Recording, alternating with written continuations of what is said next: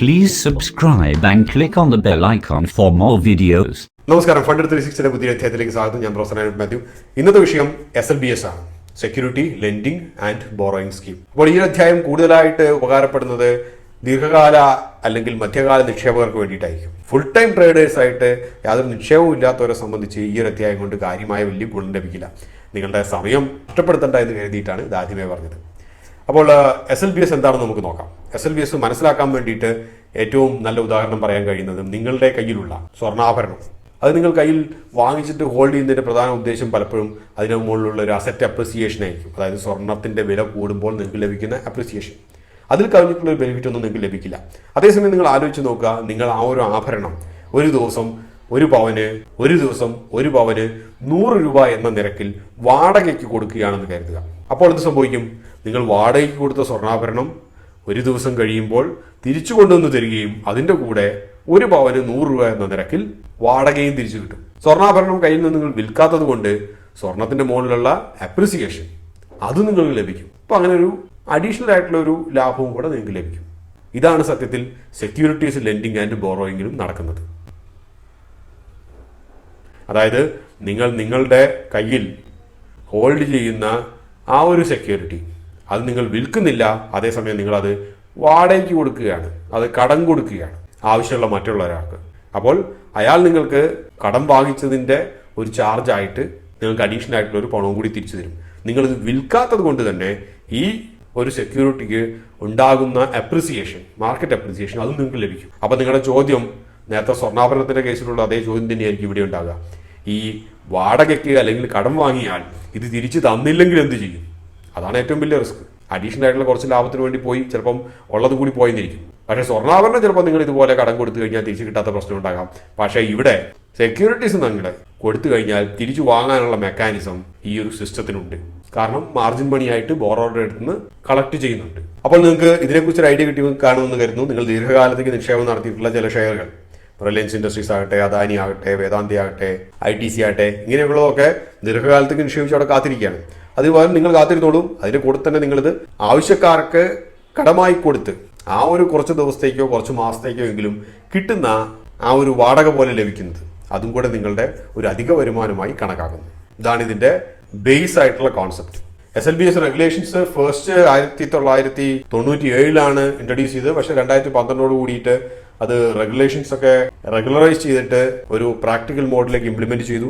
Authorised intermediaries ആയിട്ടുള്ള NCLO, BOISLO വഴി, അതായത് നാഷണൽ ക്ലിയറിംഗ്, അതായത് NSE ക്ലിയറിംഗ് ലിമിറ്റഡോ അല്ലെങ്കിൽ PSE ക്ലിയറിംഗ് കോർപ്പറേഷനോ വഴി സെക്യൂരിറ്റീസ് ബോറോയിങ് ആൻഡ് ലെൻഡിങ് സ്കീമിൽ പാർട്ടിസിപ്പേറ്റ് ചെയ്യാം.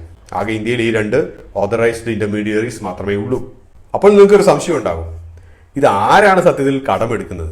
കടമെടുക്കുന്നത് സാധാരണ ഫ്യൂച്ചേഴ്സിൻ്റെ അകത്ത് ട്രേഡ് ചെയ്യുന്നവരാണ്. അതായത് ആർബിട്രേജ് ഫണ്ട്സും ഇങ്ങനെയൊക്കെയുള്ളവരാണ് കൂടുതലായിട്ട് ഇത് കടമെടുക്കുന്നത്. കാരണം വാങ്ങിച്ചിട്ട് ഹോൾഡ് ചെയ്യുന്ന റിസ്ക് ഇല്ല, കടമെടുക്കുന്നു, ഇതിൻ്റെ അകത്തുള്ള ഒരു ലെൻഡിങ് ഫീ മാത്രം നൽകുന്നു. അതുവഴി വാങ്ങിക്കുമ്പോഴുള്ള കംപ്ലീറ്റ് ഫണ്ട്സ് ബ്ലോക്ക് ആവുന്നില്ല. ഉദാഹരണമായിട്ട് നിങ്ങൾ ഒരു വേദാന്ത ഷെയർ 100 ക്വാണ്ടിറ്റി നിങ്ങൾ ഒരു ലെൻഡിങ് ഫീ കൊടുത്തിട്ട് എടുക്കുന്നു, എന്നിട്ടത് മാർക്കറ്റിൽ സെല് ചെയ്യുന്നു. അതേസമയം തന്നെ നിങ്ങൾ ഫ്യൂച്ചേഴ്സിൽ 100 ക്വാണ്ടിറ്റി അടുത്ത നിയർ എക്സ്പയറിൽ വാങ്ങിക്കുന്നു.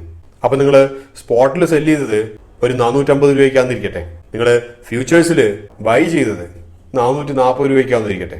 അപ്പോൾ എക്സ്പയർ ചെയ്യുമ്പോൾ എന്താവും? 10 രൂപ ലാഭം ലഭിച്ചു. വലിയൊരു മാർജിൻസ് ഡിപ്ലോയ് ചെയ്യാതെ ഈ ഒരു 10 രൂപ ലാഭം ലഭിച്ചു എന്നുള്ളതാണ് ബോറോവർ സംബന്ധിച്ചുള്ള ഒരു ആർബിട്രേജ് ബോറോവർ സംബന്ധിച്ചുള്ള ഒരു ലാഭം. മറ്റൊരു കാര്യം, ഏതെല്ലാം ഷെയർസ് നിങ്ങൾക്ക് ഈ പറഞ്ഞതുപോലെ ലെൻഡ് ചെയ്യാമെന്നുള്ളതാണ്, കടം കൊടുക്കാമെന്നുള്ളതാണ്. F&Oയിലുള്ളത് മാത്രമേ പറ്റുള്ളൂ, അല്ലാതെ പെനി സ്റ്റോക്കും വേറെ F&Oയിൽ ഇല്ലാത്ത സ്ക്രിപ്റ്റ്സ് ഒന്നും കൊടുക്കാനാകില്ല.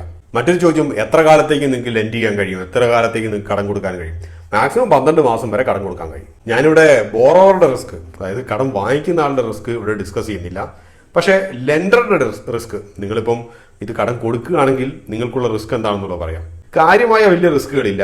ആകെ ഇതിൻ്റെ അകത്ത് അപൂർവമായി എങ്കിലും ഉണ്ടാവുന്ന ഒരു റിസ്ക് എന്ന് വെച്ച് കഴിഞ്ഞാൽ, കടം വാങ്ങിച്ച ആള് അയാൾ ഇത് തിരിച്ചു തരാൻ കഴിഞ്ഞില്ല എങ്കിൽ ഇത് ബോറോവറുടെ ഓപ്ഷനിൽ, അതായത് കടം വാങ്ങിച്ച ആളുടെ മാർജിൻസ് ഉപയോഗിച്ച് ഇത് ഓപ്ഷൻ മാർക്കറ്റിൽ നിന്നും വാങ്ങിക്കും. അപ്പോൾ ഇവിടെ സംഭവിക്കുന്ന ഒരു കാര്യം എന്ന് വെച്ച് കഴിഞ്ഞാൽ നിങ്ങൾ വിറ്റിട്ട് വാങ്ങിച്ചതിന്റെ അവസ്ഥയിലാവും. അപ്പോൾ വിറ്റ് വാങ്ങിച്ചാലുള്ള ഒരു അവസ്ഥ എന്താണ്?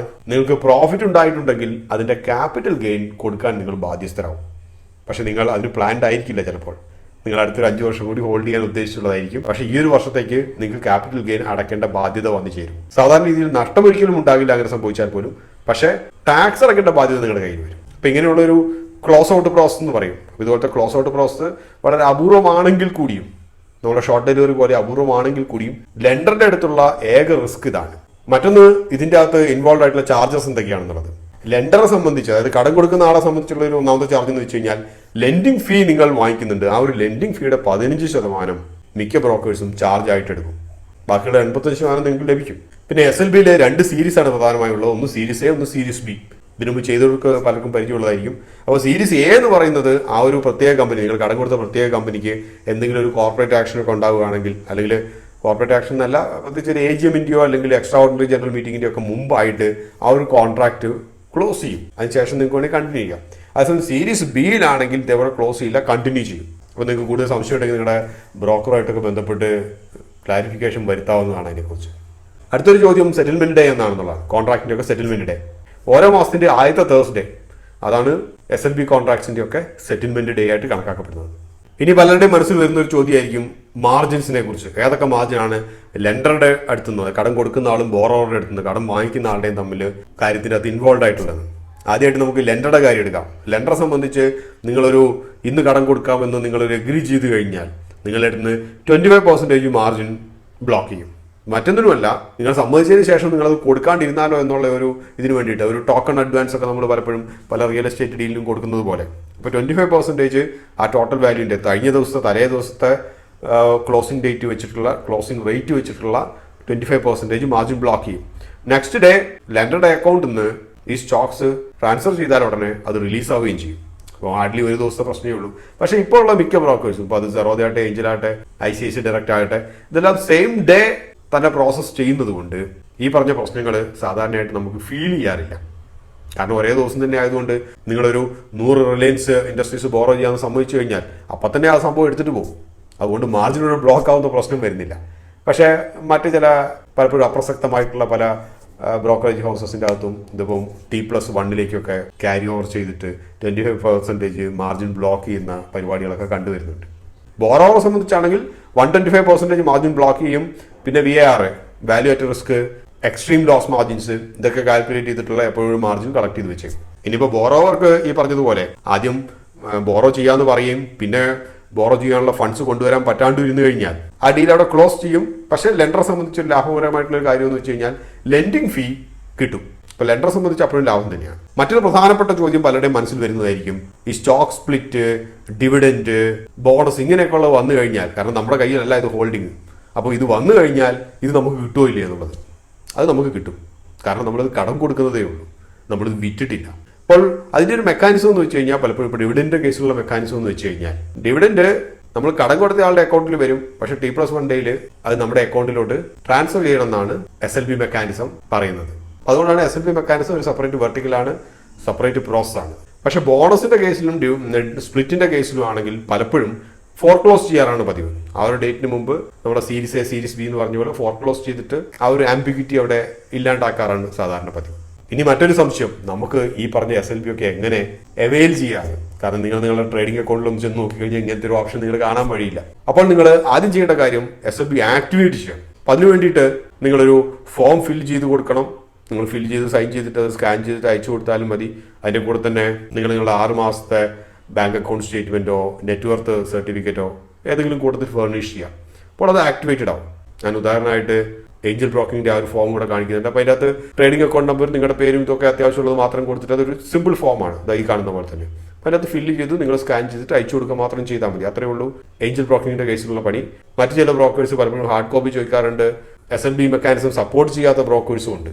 അപ്പോൾ നിങ്ങൾ നിങ്ങളുടെ ബ്രോക്കറായിട്ട് വിളിച്ച് ചോദിക്കുക, ഇങ്ങനത്തെ ഒരു മെക്കാനിസം സപ്പോർട്ട് ചെയ്യുന്നുണ്ടോ, ഉണ്ടെങ്കിൽ തന്നെ അത് ആക്ടിവേറ്റ് ചെയ്യാൻ വേണ്ടി എന്താണ് ചെയ്യേണ്ടതെന്ന് നോക്കാം.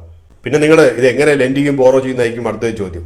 വളരെ സിമ്പിളാണ്. നിങ്ങളിപ്പോൾ ഉദാഹരണമായിട്ട് നിങ്ങളുടെ അടുത്തൊരു 100 റിലയൻസ് ഇൻഡസ്ട്രീസ് ഉണ്ടെങ്കിൽ, അപ്പോൾ നിങ്ങൾ കടം കൊടുക്കാൻ, പണയം കൊടുക്കാൻ, ലെൻഡ് ചെയ്യാൻ ഉദ്ദേശിക്കുന്ന അത്ര എണ്ണം 100 എണ്ണം, അത് ലെൻഡിങ് ഫീ എത്രയാണെന്നുള്ളത് നിങ്ങളവിടെ മെൻഷൻ ചെയ്യാം. അത് അവിടെ ഉണ്ടാവും. നമ്മൾ സ്റ്റോക്ക് വിൽക്കുകയും വാങ്ങിക്കുകയും ചെയ്യുന്ന പോലെ തന്നെയുള്ള അതേ പ്രോസസ്സ് തന്നെയാണ് ഇതിനും ഫോളോ ചെയ്യുന്നത്. സ്റ്റോക്ക് വിൽക്കുമ്പോഴും വാങ്ങിക്കുമ്പോഴും എന്താണ് ചെയ്യുന്നത്? ഇപ്പോൾ റിലയൻസ് ഇൻഡസ്ട്രീസ് ആണെങ്കിൽ 2500 സ്പോട്ട് പ്രൈസ് എങ്കിൽ നിങ്ങൾ വിൽക്കാൻ ഉദ്ദേശിക്കുന്ന വില 2600 ആണെങ്കിൽ ആ ഒരു ഓർഡർ അവിടെ പ്ലേസ് ചെയ്യുക. ആരെങ്കിലും 2600 വാങ്ങിക്കാൻ റെഡി ആകുമ്പോൾ ആ ഓർഡർ എക്സിക്യൂട്ട് ആവും. ഇതും അതേപോലെ തന്നെ നിങ്ങൾക്ക് ലെൻഡിങ് ഫീ നിങ്ങൾക്ക് ഫിക്സ് ചെയ്തിട്ട് നിങ്ങൾക്ക് അവിടെ എഴുതാം, നിങ്ങൾക്ക് അവിടെ കൊടുക്കാം. ആ ഒരു ലെൻഡിങ് ഫീന് സമ്മതിച്ച് വരുന്ന ഒരാൾ അയാൾ അത് എടുക്കും. അതുവരെ അത് എക്സിക്യൂട്ട് ആവില്ല. അതിന് എടുത്തു കഴിഞ്ഞാൽ നേരത്തെ പറഞ്ഞ പോലെ തന്നെ പ്രോസസ് ഒക്കെ ഫോളോ ചെയ്യും. ലെൻഡിങ് ഫീ അപ്ഫ്രണ്ട് ആയിട്ട് കളക്ട് ചെയ്യും, നിങ്ങൾക്ക് കിട്ടും. ഇതാണ് അതിന്റെ പ്രോസസ്സ്. അവസാനമായിട്ടുള്ള ഒരു കാര്യം നിങ്ങൾക്ക് ടാക്സിനെ കുറിച്ചായിരിക്കും. ഈ ടാക്സ് എങ്ങനെയാണ് കാൽക്കുലേറ്റ് ചെയ്യുന്നത്? STCG ആണോ LTCG ആണോ? ഈ പറഞ്ഞ ഒന്നുമല്ല. ഈ ലെൻഡിങ് ഫീ എന്ന് പറയുന്നത് നിങ്ങളുടെ വരുമാനമാണ്. അപ്പോൾ നിങ്ങളുടെ ഓൾറെഡി ഉള്ള വരുമാനത്തിന് കൊടുത്തിട്ട് ഇത് ആഡ് ചെയ്യും. ഇപ്പോൾ നിങ്ങൾ ഒരു ബാങ്ക് ജീവനക്കാരനാണെങ്കിൽ നിങ്ങളുടെ വാർഷിക വരുമാനം 10 ലക്ഷം രൂപയാണെങ്കിൽ ഇവിടെ നിന്ന് ലെൻഡിങ് ഫീ ആയിട്ട് നിങ്ങൾക്ക് 50,000 രൂപ ലഭിച്ചിട്ടുണ്ടെങ്കിൽ 10,50,000 രൂപ നിങ്ങളുടെ ആ വർഷത്തെ വരുമാനമാണ്. ആ 10,50,000 രൂപയ്ക്ക് നിങ്ങൾ ടാക്സ് കൊടുക്കണം. അല്ലാതെ അതിൻ്റെ അത് സെപ്പറേറ്റ് LTCG STCGയെ കുറിച്ചൊന്നും ബോധർ ചെയ്യാനില്ല. അപ്പോൾ ഇത്രയൊക്കെയാണ് ഇതിൻ്റെ ഒരു മൊത്തത്തിലുള്ള ഒരു അവസ്ഥ, SLB മെക്കാനിസം, SLB പ്രോസസ്സ് എന്ന് പറയുന്നതിൻ്റെ. കൂടുതൽ സംശയങ്ങളൊക്കെ ഉണ്ടെങ്കിൽ നിങ്ങൾ നിങ്ങളുടെ സ്റ്റോക്ക് ബ്രോക്കറോട് സംസാരിച്ച് അതിനെക്കുറിച്ച് ക്ലാരിഫിക്കേഷൻ വരുത്തുക. ഇതോട് ഈ ഒരു അധ്യായം അവസാനിക്കുകയാണ്. മറ്റൊരു അധ്യായത്തിൽ നമുക്ക് വീണ്ടും കാണാം. അതുവരെ നന്ദി, നമസ്കാരം.